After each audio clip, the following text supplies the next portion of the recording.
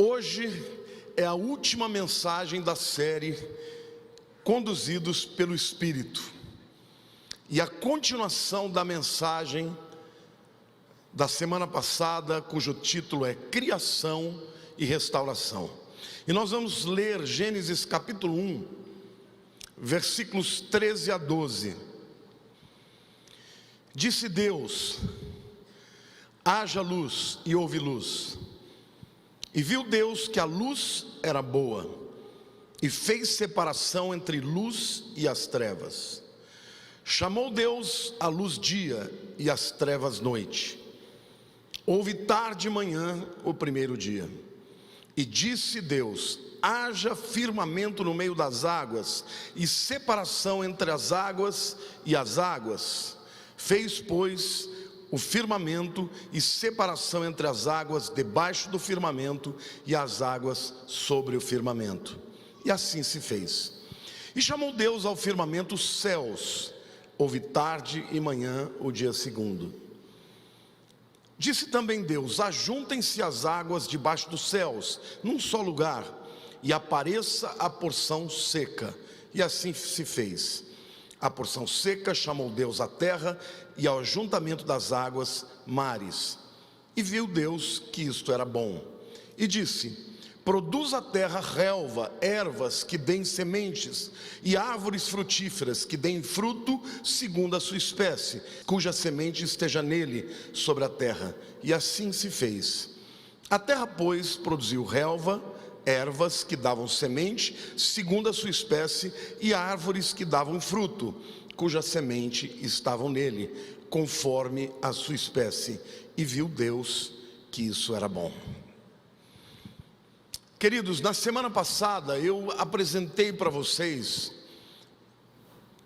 uma revelação de que, paralelo à criação do universo, tem também a criação da humanidade.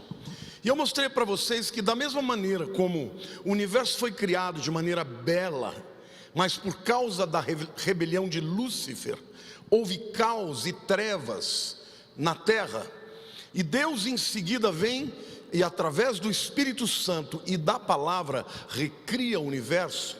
Eu disse a vocês que o mesmo aconteceu na vida do ser humano. Deus cria Adão, Eva, perfeitos, no lugar perfeito, mas por causa da rebelião veio caos e trevas no coração do homem, e este foi separado de Deus. Mas Deus também não se conformou, e Ele usa também o Espírito Santo e a palavra para fazer o homem nascer de novo. Então, dentro desta visão que eu apresentei para vocês a semana passada, eu queria dizer que das 5 mensagens, esta é sem dúvida a mais importante. Queria até dizer que talvez seja uma das mensagens mais importantes que eu preguei nos últimos tempos. Por quê?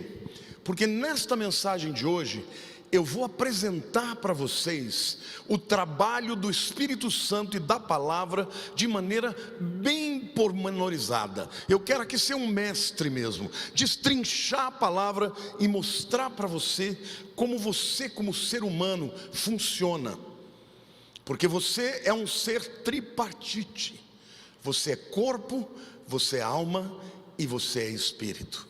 E eu quero mostrar para vocês, neste texto que nós tivemos, o paralelo que há entre a criação e a recriação do homem, trazendo verdades muito tremendas que vão te dar ferramentas para você vencer todas as lutas espirituais que você tem que lutar. Amém? Então é muito importante essa palavra. Eu quero que você preste atenção. Eu vou repetir os conceitos, porque eu quero que ao final desta palavra você esteja ciente de tudo, de como você é, de como você funciona e como você pode viver de maneira a ser conduzido pelo Espírito Santo, alcançando maturidade e também uma vida plena. Amém? Quantos estão prontos para ouvir a palavra de Deus? Outros diga: Senhor meu Deus, a minha mente está aberta, o meu espírito sedento para ouvir a tua palavra, que eu vou receber agora em nome de Jesus. Amém? Bom, no texto que lemos, o processo continua com agora a palavra criando a luz. O versículo 3 e 4, na primeira parte, diz assim: disse Deus, aqui é a palavra, haja luz, e houve luz, e viu Deus que a luz era boa. Obviamente que a palavra de Deus, que é Cristo, determinou a criação da luz. Mas qual é o paralelo espiritual que nós queremos apresentar para vocês? Dentro do processo do novo nascimento, é a palavra de Deus quem traz à luz tudo que está acontecendo no mundo espiritual, assim como aquilo que está acontecendo na sua alma.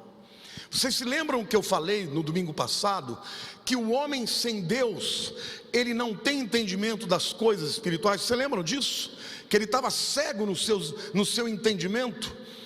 Quando vem o Espírito Santo e a palavra, a luz vem sobre a alma do homem, e o homem então começa a discernir tudo o que está acontecendo no mundo espiritual, bem como na sua própria vida. E é por isso que Deus diz que quando Ele cria a luz, Ele diz: e viu Deus que a luz era boa. Literalmente, Deus ama o processo de arrependimento, quando o pecador cego começa a enxergar o que está acontecendo no mundo espiritual e na sua vida. Então, a gente vê claramente que a palavra de Deus em Jeremias diz que Deus não tem prazer na morte do ímpio, mas que ele se converta e viva. Ou seja, Deus tem prazer não que o indivíduo vá para o inferno, Ele tem prazer que o indivíduo receba a luz que vem pela palavra e ele se converta, que ele enxergue o mundo espiritual, que ele enxergue a realidade, a sua condição caótica. A Bíblia também diz que há festa no céu quando um pecador se arrepende. Não é lindo isso? Isso é literalmente resultado da luz sendo criada no coração do homem pela palavra de Deus. Você se lembra do dia que você ouviu a pregação e que aquilo impactou a sua vida? Eu me lembro que quando eu fui para um acampamento em 1981, e quando o pregador, o Dante, começou a pregar, eu pensei comigo, era desbocado, Falei: quem foi o desgraçado que contou a minha vida para esse cara? Ninguém tinha contado a minha vida para ele, mas o Espírito Santo tinha contado a vida para ele. Então, no momento em que ele começa a pregar a palavra, eu começo a perceber que aquilo dizia respeito a mim. Esse é o processo de conversão. Eu estava em trevas, não havia luz na minha alma, e a palavra entrou e começou a iluminar. E Deus do céu olha, esfrega as mãos e diz: que tremendo, que prazer que eu tenho de ver a luz entrando no coração do homem para iluminar as trevas. Amém? Glória a Deus.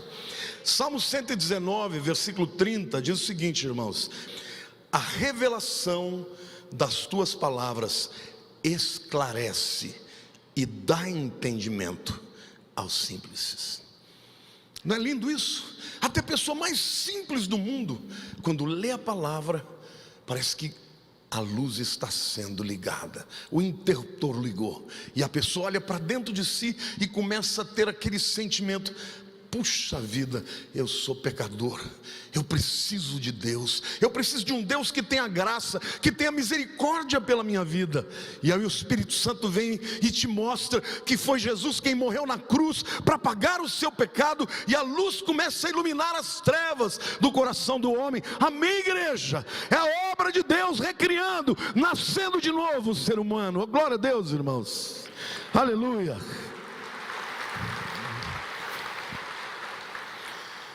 Em seguida nós vemos que a palavra fez separação entre luz e trevas.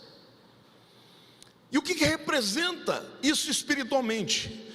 É a separação entre o espírito do homem e a sua alma. O texto diz assim: disse Deus, haja luz, e houve luz. E viu Deus que a luz era boa, e fez separação entre luz e trevas. Diga assim: é a palavra de Deus quem separa luz de trevas. Na aplicação que nós estamos fazendo, é literalmente a palavra separando a alma do espírito. Lá em Hebreus capítulo 4, versículo 12, a Bíblia diz assim: porque a palavra de Deus é viva e eficaz, e mais cortante do que qualquer espada de dois gumes, e penetra até o ponto de dividir o quê? A alma e o espírito, juntas e medulas, e é apta para discernir os pensamentos e os propósitos do coração. Quantos de vocês já sabiam que vocês são seres formados de 3 partes? Quantos de vocês sabiam disso? Você é corpo, você é alma e você é espírito. Mas pastor, tem gente que diz que é só 2 partes.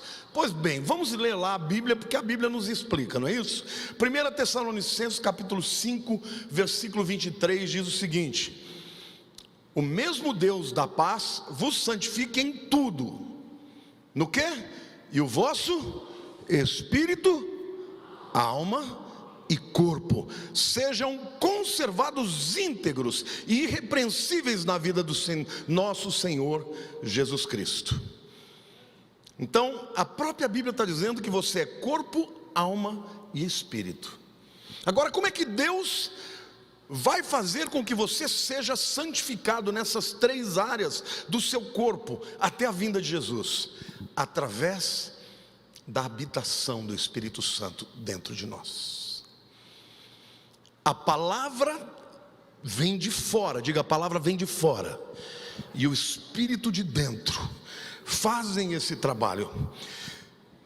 Eu vou dizer para vocês como era formado o templo lá na época dos judeus.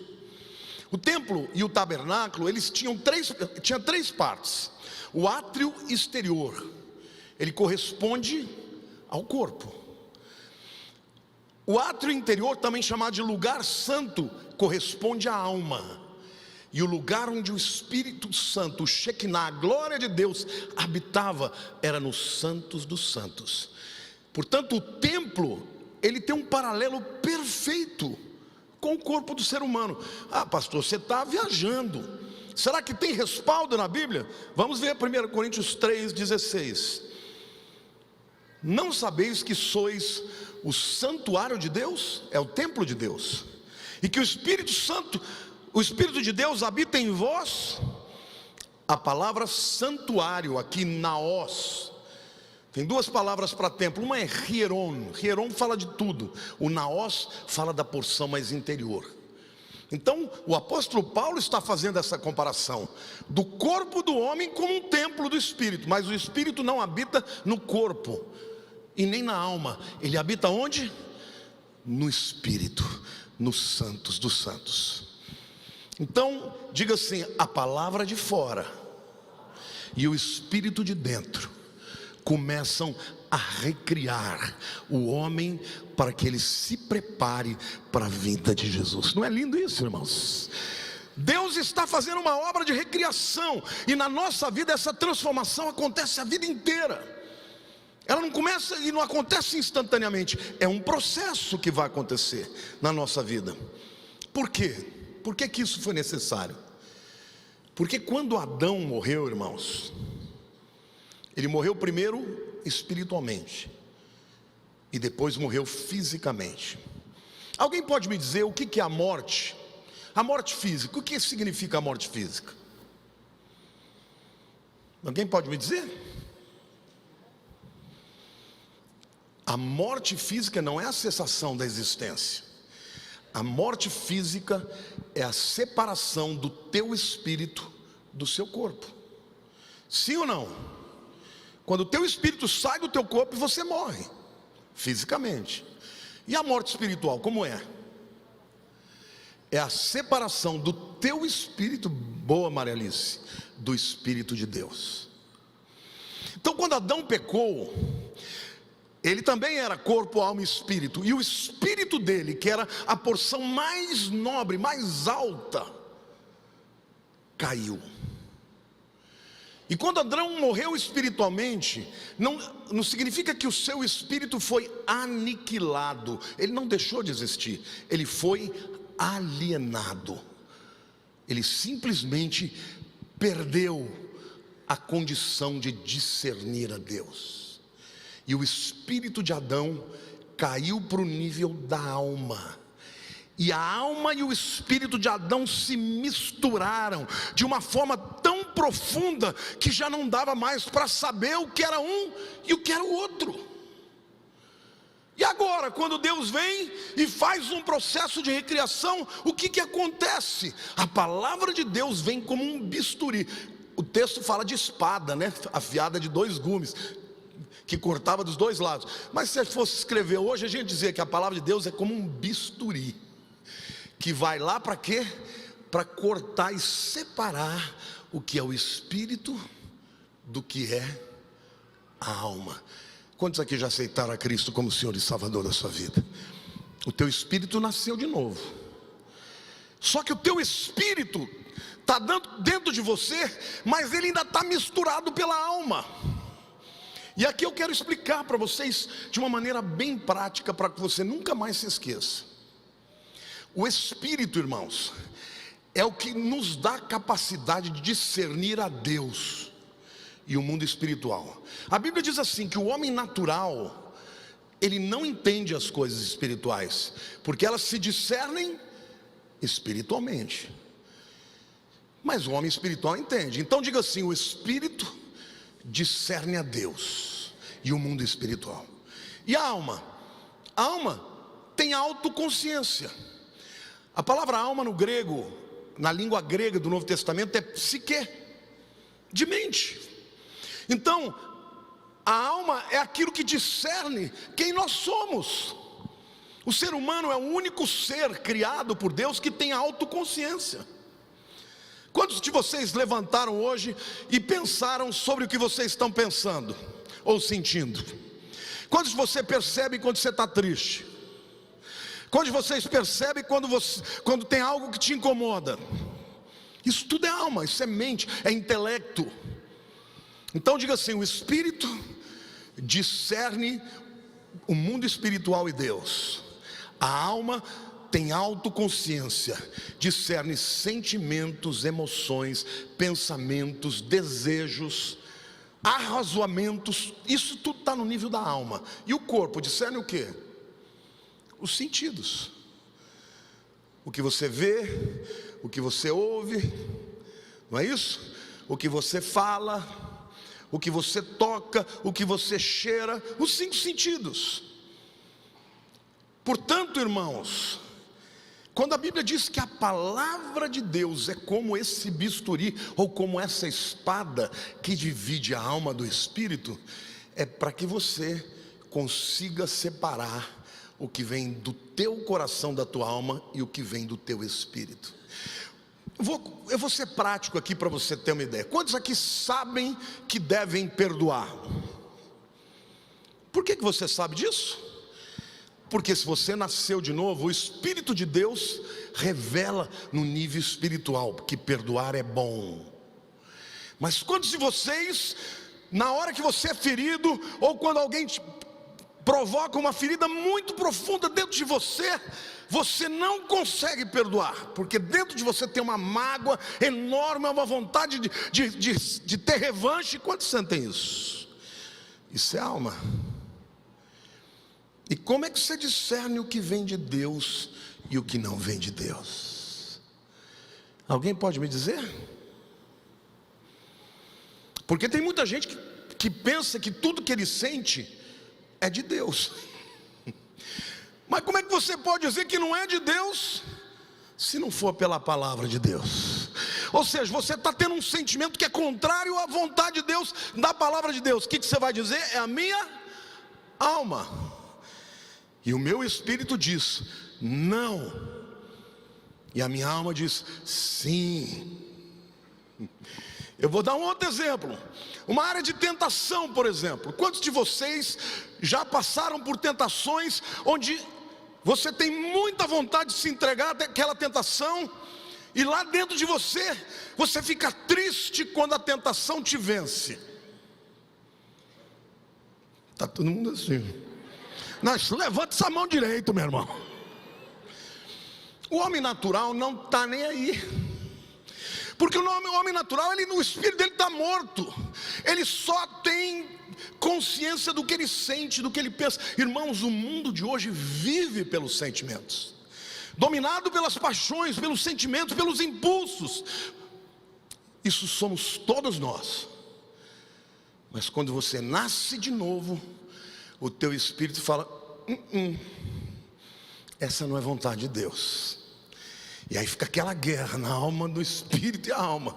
Quando o teu espírito vence, você se alegra, você glorifica a Deus. Quando você perde e a carne vence, você fica triste.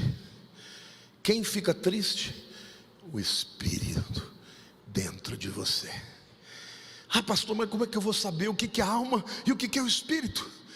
A palavra de Deus é como uma espada de dois gumes, que divide a alma do espírito, juntas e medulas, pensamentos e sentimentos do coração. Amém? Então, o homem sem Deus, o espírito dele cai para o nível da alma e é completamente misturado e não consegue separar uma coisa da outra.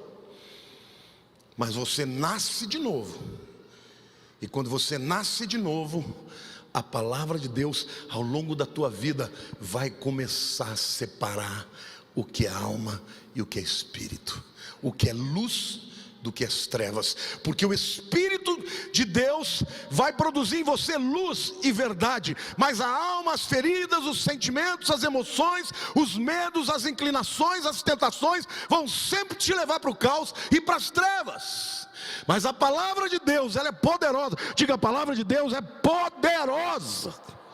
Aquilo que é impossível para o homem é possível pela palavra de Deus. Você crê nisso? Você pode dar uma salva de palmas para o Senhor? Aleluia, igreja.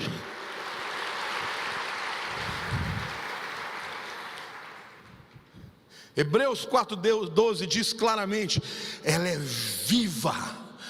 Ela não é só um conceito. A palavra de Deus é um organismo, é vivo.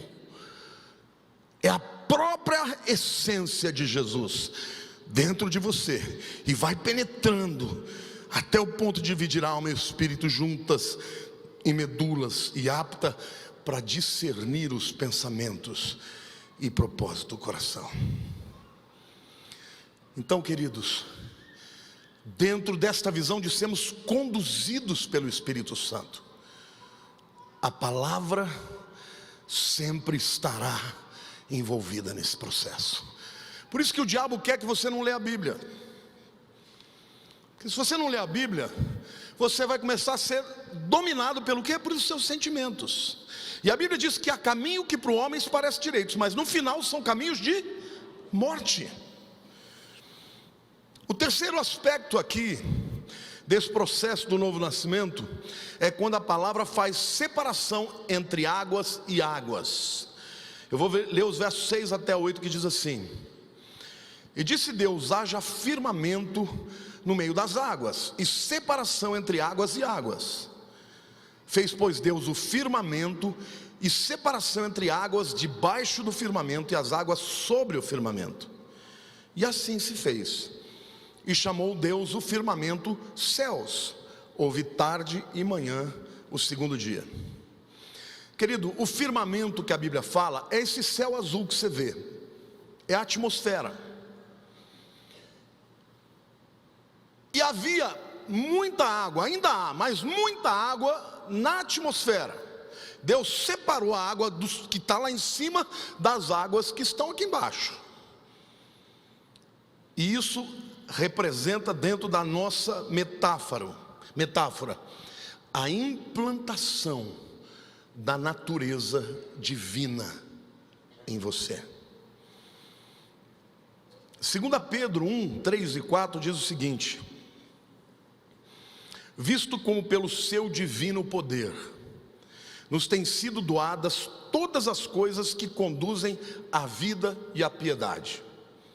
Pedro está dizendo, olha, Deus te deu tudo o que você precisa para viver de acordo com a vontade de Deus, pelo conhecimento completo daquele que nos chamou para a sua própria glória e virtude, pelas quais nos têm sido doadas as suas preciosas e muito grandes promessas, para que por elas, diga, para que por elas vos torneis coparticipantes da natureza divina, livrando-vos da corrupção das paixões que há no mundo.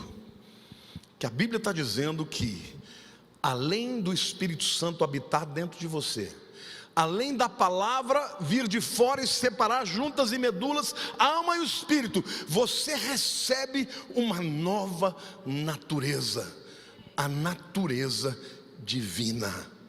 Você se torna coparticipante da natureza divina de Deus, amém? Tiago 1,18 diz assim: pois segundo o seu querer, diga, foi Deus que quis, Ele nos gerou pela palavra da verdade, para que fôssemos como que primícias das suas criaturas. Não é lindo, irmãos? Aqui nós estamos vendo o trabalho de Deus recriar o homem espiritualmente, para que ele possa viver a plenitude de uma vida espiritual.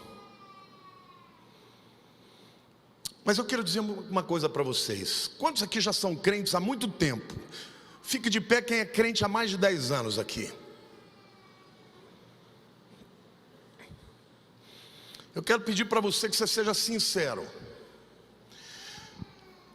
Quantos de vocês encontram luta espiritual dentro da sua vida, a carne querendo fazer uma coisa e o espírito querendo fazer outra? Quantos têm essa sensação?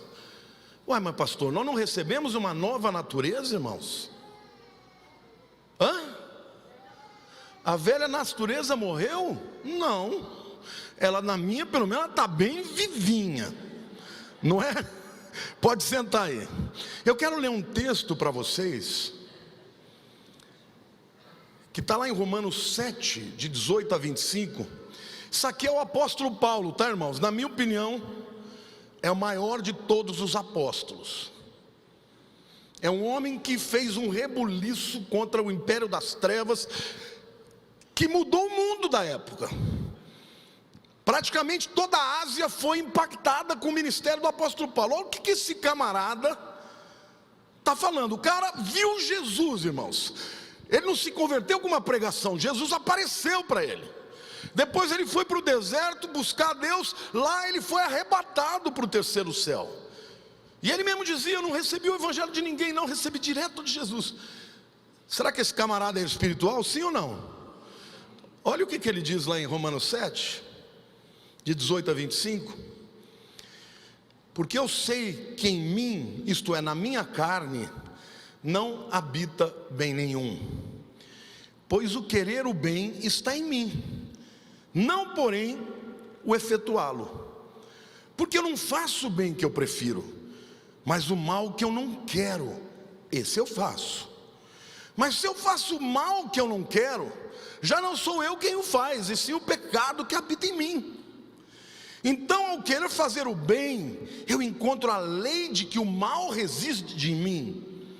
Porque no tocante ao homem interior, diga o espírito, tenho prazer na lei de Deus, mas vejo nos meus membros, diga assim, corpo e alma, outra lei que, guerreando contra a lei da minha mente, me faz prisioneiro da lei do pecado que está nos meus membros.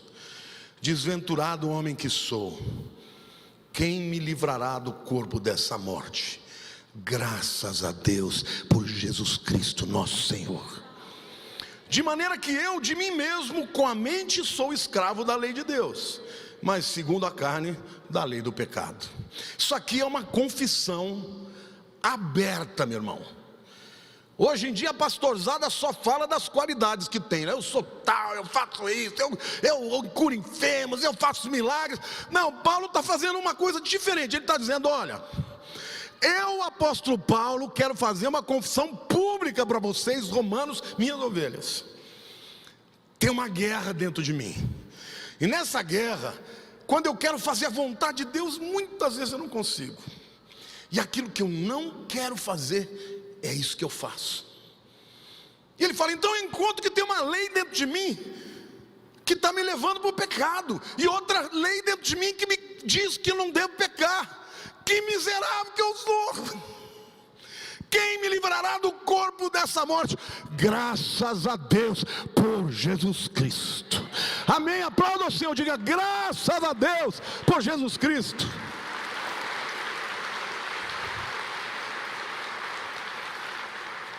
O que significa isso, pastor? Significa que essa guerra você vai ter até você morrer.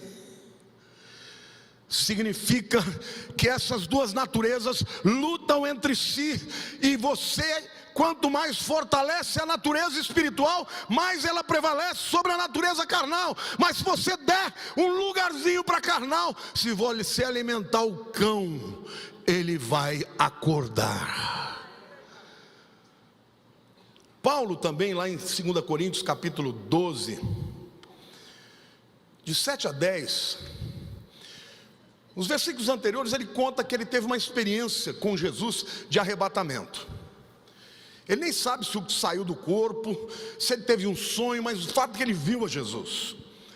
E a glória que ele viu era uma coisa tão tremenda, tão exuberante, que olha o que ele diz então: e para que não me ensoberbecesse com a grandeza das revelações, foi-me posto um espinho na carne, mensageiro de Satanás. A palavra mensageiro, irmãos, no grego é angelos, literalmente um demônio. Veio para ser um espinho na carne de Paulo, e diz assim: para me esbofetear, a fim de que não me exalte. Por causa disso, 3 vezes pedi ao Senhor que o afastasse de mim. Então ele me disse: a minha graça te basta, porque o poder se aperfeiçoa na fraqueza. De boa vontade, pois, mais me gloriarei nas fraquezas, para que sobre mim repouse o poder de Cristo. Pelo que sinto prazer nas fraquezas, nas injúrias, nas necessidades, nas perseguições, nas angústias por amor de Cristo. Porque quando eu sou fraco, então é que eu sou forte. Provavelmente Paulo devia ter uma luta espiritual, alguma tentação. Alguns teólogos dizem que era a perseguição dos judeus, que onde quer que ele fosse, eles estavam atrás. Me desculpe, irmãos, isso não gera humilhação, não. Humilhação, o camarada sente quando ele sente que ele não é o cara que ele pensa que ele é. É quando ele olha e tem consciência de que tem algo na vida dele que é mais forte do que ele. Isso te deixa humilhado, sim ou não? Agora, quando você é injustiçado, alguém faz alguma coisa contra você, você fala: bom, Deus, se Jesus morreu, se Jesus foi injustiçado, eu também sou. Isso não humilha, isso só te exalta. Paulo pediu para Jesus 3 vezes: me tira esse espinho na carne. Eu sei, porque eu sou um homem espiritual, eu discerno que é um demônio, tira isso da minha vida. Jesus disse que sim? Não. Falou: a minha graça te basta. O demônio vai continuar te atazanando. Você trate de se valer da minha graça. Aí ele disse: tá bom, Senhor, então eu vou tratar de me gloriar nas minhas fraquezas e não nas minhas capacidades. É por isso que o apóstolo Paulo, quando ele se converte, ele teve um embate já com os outros apóstolos, porque ele queria pregar para os gentios. E aí ele falou: olha, quer saber, eu sou igualzinho vocês. Ninguém vai me mandar fazer o que eu tenho que fazer, porque eu recebi direto de Jesus. Eu sou apóstolo igual a vocês. Diga assim: carne. Passou o tempo, Paulo foi tomando as burdoadas, os enfrentamentos com o diabo. No meio da vida dele, ele diz assim: eu sou o menor de todos os apóstolos. Acho que já começou a olhar para dentro de si e falou: não estou com essa bola toda também. Eu sou apóstolo, mas o menor deles. No fim da vida dele, ele fala algo pior. Ele diz assim: Jesus Cristo veio para salvar os pecadores, dos quais eu sou o maior deles. E eu tenho certeza que foi o momento em que Paulo era um gigante na fé. Era o momento em que Paulo passava e os demônios deviam estremecer, porque aquele homem impetuoso, vaidoso, que se achava, agora era humilde e dependia única e exclusivamente da graça do Senhor Jesus. E aí ele entendeu que quando eu sou fraco, aí é que eu sou forte, porque o poder de Deus se manifesta nas fraquezas. Querido, sabe o que Deus está dizendo para você? Se você está enfrentando lutas e tentações, há um recurso, há uma saída, que é a graça de Deus. Clame por Jesus, busque o Espírito Santo de Deus, e a graça de Deus te basta. A graça de Deus te basta.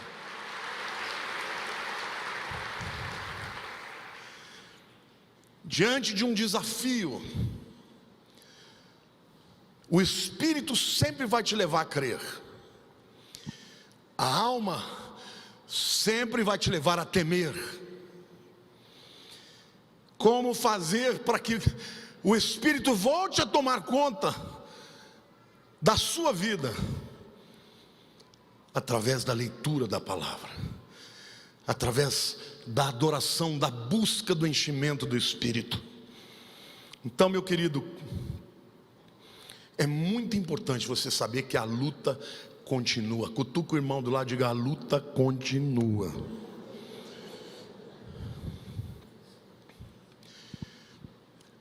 Quando você vai crer mais e duvidar menos?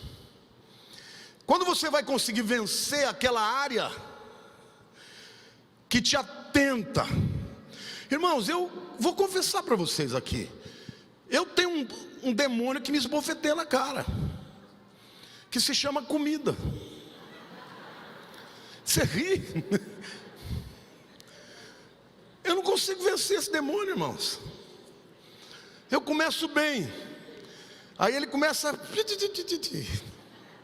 e eu firme, aí ele, aí chega uma hora que você está cansado, passou o dia inteiro, aconselho muita gente, fala: Deus, acho que eu estou merecendo, né? Um leite condensado, aquele bolão na tua frente, você entra, até lambuza tudo. Pecado. A gula é um dos pecados, irmãos. Durante muitos anos eu me recusava a pregar sobre o fruto do Espírito, porque eu falava: eu não tenho domínio próprio, controle, domínio próprio não tem na minha vida. Eu sei que Deus me usa, mas eu quero dizer para você que a luta que eu enfrento é a mesma luta que você enfrenta. É a luta da carne contra o Espírito. E Deus é tão gracioso que Ele deixou o maior de todos os apóstolos confessar, dizendo: tem um demônio que veio para me atazanar, e eu não consigo vencer. E a gente tem outras áreas, eu falei de uma, mas tem tantas outras. Então como é que nós vamos vencer? Nós vamos vencer sabendo que Deus tem uma palavra poderosa para entrar e dividir alma e espírito, que é o Espírito de Deus que não está mais fora de nós, mas está dentro de nós, que é uma nova natureza que nós recebemos de Deus dentro de nós. Então, querido, se exponha ao Espírito Santo, se exponha à palavra de Deus.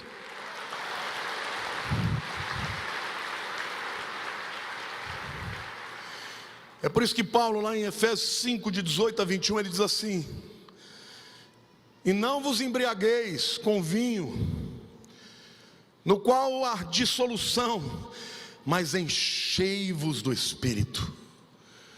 E aí ele explica como é que o Espírito Santo vai tomar a sua vida, falando entre vós com salmos, entoando e louvando de coração o Senhor, com hinos e cânticos espirituais, dando sempre graças a Deus por tudo, a nosso Deus e Pai, em nome do Senhor Jesus Cristo, sujeitando-vos aos outros no temor de Cristo. Sabe como é que você fica cheio do Espírito? Quando você adora.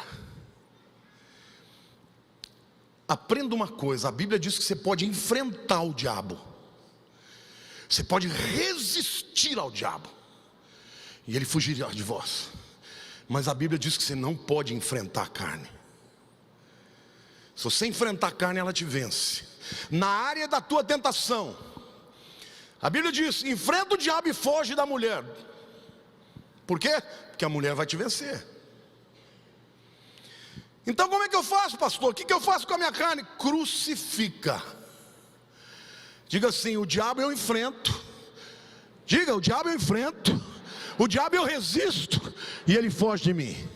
Mas a minha carne eu crucifico. Só tem um jeito para você vencer a tua carne: a abstinência. Por isso que eu vivo fazendo uns jejum. Eu quero dominar, e eu ainda vou conseguir.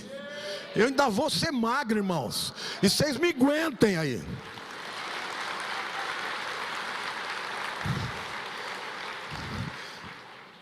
Uma vez eu ouvi falar que tinha um camarada que ele orava pelas pessoas, elas emagreciam. Eu falei: ô, benção, eu queria assim. E o Espírito Santo falou: mas não vai ser assim na tua vida, vai ter que fazer força mesmo. Está entendendo como é que funciona a guerra espiritual? Mas hoje você não está sozinho, porque hoje o teu corpo, que ainda tem as inclinações, a tua alma, que ainda grita, ainda tenta dominar, está sendo atacada por quem? Pela presença do Espírito de Deus dentro de você, e uma nova natureza. Mas você tem que fazer as escolhas certas. Ao invés de alimentar a ira, alimenta o amor. Ao invés de alimentar a tristeza, a raiva, alimente a adoração. Ao invés de falar mal, fale bem. Ore pelo seu inimigo, abençoe aqueles que te perseguem. E cada vez que você faz isso, o Espírito Santo começa a controlar a tua alma, a fechar as feridas, e as brechas da alma vão sendo fechadas, e o Espírito Santo vai dominando você. Amém? Mas a luta continua. No caso de Paulo, a experiência com Deus foi tão tremenda, irmãos, mas tão tremenda, que Deus falou: se eu não deixar um demônio tentar esse camarada, ele vai cair. E ele diz: por causa da excelência das revelações, foi-me posto um demônio, um mensageiro de Satanás, para me colocar um espinho na minha carne. E ele orou a Deus. Deus falou: não vou tirar não, a minha graça te basta. Olhe para a pessoa que está lá e diga: Deus está dizendo para você: não vou tirar, a minha graça te basta. E a última parte do processo aqui, do nascer de novo, no texto de Gênesis que nós estamos lendo, é quando a palavra produz vida. E nós lemos o texto de como, depois de tudo isso, é que Deus faz a terra seca aparecer, e a relva apareceu, e Deus dá sementes, e dá árvores, e dá frutos que contenham sementes. Aqui a gente vê pela primeira vez, queridos, a lei da semeadura e da colheita. Entenda uma coisa: no processo de produzir vida, Deus instituiu uma lei que rege o universo. Para colher, diga: para colher, eu tenho que semear. E isto vai valer para todas as áreas da sua vida. E dentro da nossa temática particular, da luta da alma contra o espírito, da mente contra o espírito, Gálatas capítulo 5 é o capítulo clássico, porque ele fala das obras da carne e do fruto do Espírito Santo. Então, literalmente, se você alimentar a carne, Se você alimentar aquilo que está na tua alma, as tentações, as dores, as tristezas, as mágoas, a revanche, a ira, a contenda, a maledicência, isso vai crescer na tua vida. E não se esqueça, tudo isso vai gerar caos, morte e destruição. Mas se você alimentar o Espírito, se você der vazão ao Espírito Santo na tua vida, o que vem daí é o fruto do Espírito, que eu vou ler para vocês lá em Gálatas capítulo 5. Mas se sois guiados pelo Espírito, não estáis sobre a lei. Ora, as obras da carne são conhecidas e são prostituição, impureza, lascívia, idolatria, feitiçarias, inimizades, porfia, que é briga, ciúmes, iras, discórdias, dissensões, facções, invejas, bebedices, glutonarias e coisas semelhantes a estas, a respeito das quais eu vos declaro, como já outrora vos preveni, que não herdarão o reino de Deus os que tais coisas praticarem. E aqui está falando não de uma queda, está falando de uma vida, de uma prática dessas coisas. E querido, aqui está incluído todos os pecados sexuais, mas não são somente esses. Porque a gente gosta de dizer, não, mas eu não adultero. Mas você tem raiva, você briga, você calunia, você entra em porfia, você tem inveja, você tem sentimentos que não vêm de Deus. Então toma cuidado, não alimente estes sentimentos. Mas ele diz: e os que são de Cristo Jesus crucificaram a carne. Diga assim: o diabo a gente resiste e ele foge, mas a carne a gente crucifica. Você é bocudo? Como é que você crucifica a carne? Morde a língua. Vai falar?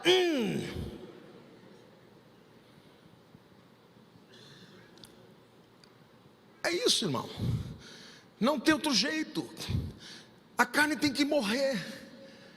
Você tem que chorar pelos seus pecados. Você tem que clamar a Deus e dizer: Senhor, eu não quero ser vencido por essa área. Eu não quero ser assim. Eu quero ser cheio do Teu Espírito. E sabe, irmãos, às vezes Deus deixa você passar por um processo de humilhação e de perdas, porque somente na perda que você se quebranta, acaba com a empáfia e diz: tá bom, Senhor, eu vou abrir mão desta minha área de pecado e eu vou dizer sim para a tua vontade. Tem misericórdia de Deus, e Deus tem a misericórdia, sim. Cutuca o irmão do lado e diga assim: mas você quer passar por disciplina? Diga assim: melhor não. Então reconhece, busque a Deus. Deus é gracioso, Ele entende quando você cair. Aquela área de temperamento que você tem que, a hora que você vê, eu sempre fui muito briguento, viu, gente? Eu já era pastor, graças a Deus que o envelhecimento me deu medo de apanhar na rua. Mas quando eu era jovem, forte, eu era muito forte, eu não tinha medo nenhum não. O cara fechou, eu fechava e ia atrás. Deus nunca permitiu tomar uma surra na rua, mas podia ter permitido. Eu estou falando isso porque eu também tenho as minhas áreas.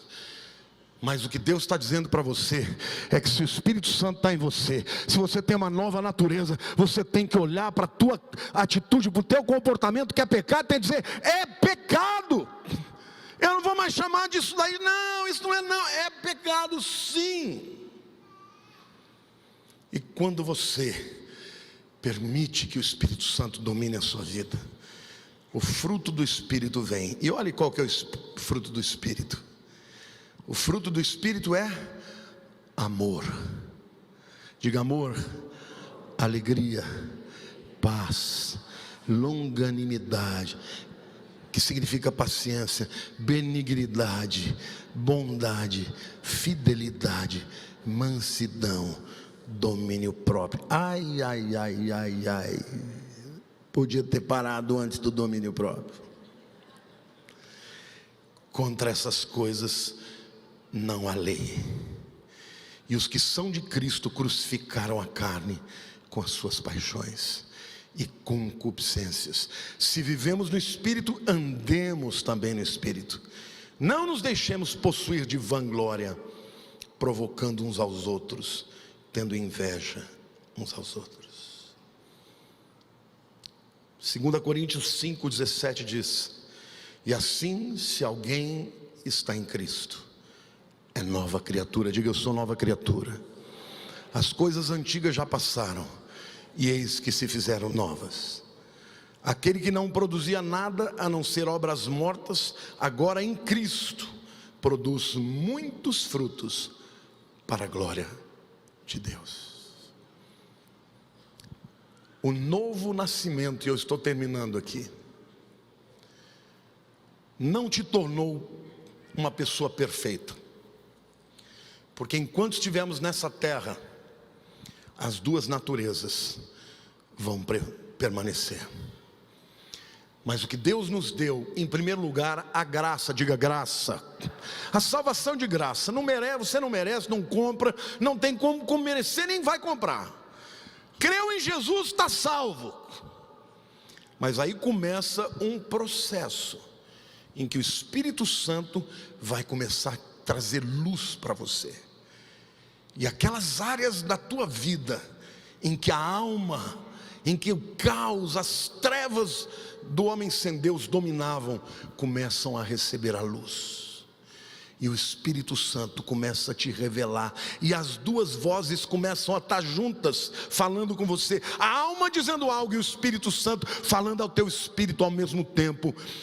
E quanto mais você dá um passo em direção a Deus, mais autoridade e poder e graça e favor você vai ter na tua vida. Amém? Por isso, queridos, é muito importante sermos guiados pelo Espírito. Sabe qual é a coisa que um crente mais devia fazer na vida? Confessar pecado. Eu faço isso todo dia. Todos os dias eu digo para Deus: Senhor, me ajuda a te agradar. Mostra as áreas da minha vida que eu ainda não consegui vencer, e me ajuda a vencer. E sabe, gente, nos momentos em que eu estou na presença de Deus, os momentos que eu estou ouvindo uma palavra, ou estou lendo a Bíblia, ou estou adorando, ou eu estou orando, parece que meu espírito fica forte, e todas as áreas que eu não conseguia vencer, eu passo a vencer, por causa da presença de Deus. Por isso, enchei-vos do Espírito. E o enchimento do Espírito não é algo que vem somente dele, é você que faz. Diga assim: falando entre vós, com salmos, hinos e cânticos espirituais. O que você vai falar, irmãos? Diga assim: só bênçãos, louvando, dando sempre graças a Deus. A tua boca, a tua palavra é instrumento de trazer para si ou dominação de demônios, ou o poder, a graça e o favor do Espírito Santo. E você sabe que você está vencendo quando o teu coração está cheio de amor, de alegria, de paz, de paciência. Quando você começa a ficar nervosinho, irritadinho, querendo brigar com a sombra, carne, vai para o teu cantinho. Estou no teu cantinho, no meu. Vai para o teu cantinho, confessa, fala com o Senhor, que Ele te ouve, e Ele tem graça, e Ele tem favor, e Ele tem misericórdia para a tua vida. E a Bíblia diz que quando você faz isso, o diabo é envergonhado. envergonhado e o Senhor é glorificado na tua vida. Amém? Você pode aplaudir o Senhor? Ore assim comigo, diga: Senhor Jesus, Tu és a palavra, Espírito Santo, Tu habitas em mim. Eu me rendo a Ti agora. Eu apresento as minhas fraquezas, as minhas dores, as minhas mazelas, e eu te peço, Espírito Santo, que juntamente com a Tua palavra, Tu separes a minha alma do meu espírito, e eu possa ter vitória, Senhor, nas áreas que me confrontam, que me afrontam, que me açoitam. Em nome de Jesus, eu quero declarar, Espírito Santo, que Tu age fazer uma obra completa na minha vida. E agora grita do fundo da sua alma, diga: em nome de Jesus, eu vou vencer Satanás e as suas obras. Em nome de Jesus, eu entrego a minha vida ao Senhor. Tu tens controle. Diga: Senhor Deus, eu confesso os meus pecados. Muitas vezes tenho alimentado a minha carne, sentimentos da alma que não vêm de Ti. Mas hoje, diante do Senhor, eu me humilho. Eu digo: Espírito Santo, enche a minha vida, para que o fruto do Espírito esteja sobre mim. Eu crucifico a minha carne e eu glorifico ao Senhor hoje, na congregação dos justos, para a honra e glória do Teu nome. Aplauda o Senhor Jesus.